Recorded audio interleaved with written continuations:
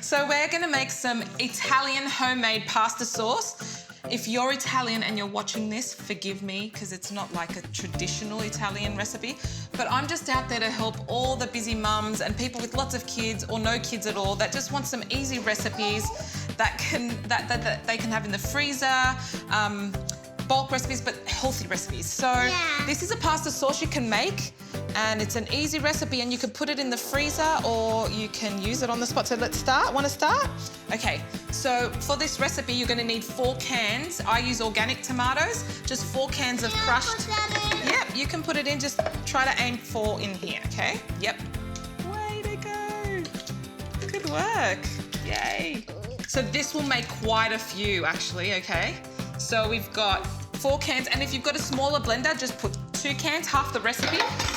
These onions, you can saute them, or you could just put them in at the end. I'm gonna leave them because I'm not gonna blend them. I like to have a little bit of onions through there. So I've got cloves of garlic, lots of cloves of garlic. So 5 cloves of garlic, okay? Let me put that in. Well, that one might just burn your mouth when you put your fingers in your mouth later, so I won't give you that one. And we've got 2 tablespoons of olive oil and 1 tablespoon of any balsamic vinegar. Balsamic's probably the best vinegar. It'll give it a nice taste. Here, do you want to pour that in for me? Will not, okay. So balsamic vinegar, we've got, instead of sweetener, just to give the tomatoes some sweetness, I use the date puree that I make. And if you go to our website, you'll actually find the recipe. It's just dates and hot water, and it's just been put through the blender. That's all it is, just dates. So it's pure dates, 3 tablespoons of date puree. If you don't have date puree, just use some honey or some sweetener of choice. I just don't like using refined sugar. This is still sugar, yes it is, but I'd prefer the whole food if I can. Oh yeah. Okay, and 1 tablespoon of Italian herbs. If you've got oregano at home or thyme, just throw that stuff in it. 1 teaspoon of salt. Teaspoon of salt, and I'm gonna leave the onions out. I'm gonna blend this until it's blended through. Yes.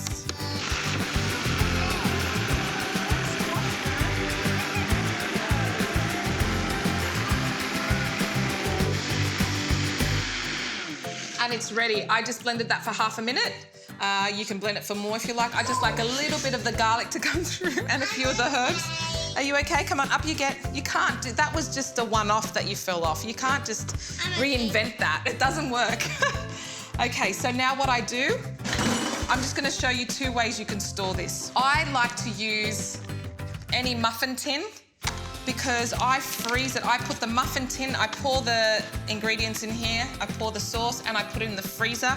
And then, once it's frozen, I put them in bags because each muffin size is like, you can use 2 of those or 1 per person. So say you've got 5 people for dinner, you just go to your freezer, take 5 bits out, put it in your pot, heat it up. You can put your onions in first and saute them, then put the sauce in, or you could just put this in the actual sauce, which I'll do here, and I'll just mix it through. But I like to saute, so remember that, I love to saute the onions, but I'm just not doing it today. But if you don't mind having onions without sauteing them, that's fine as well. It's gonna be delicious regardless. It is a really, really good and tasty sauce.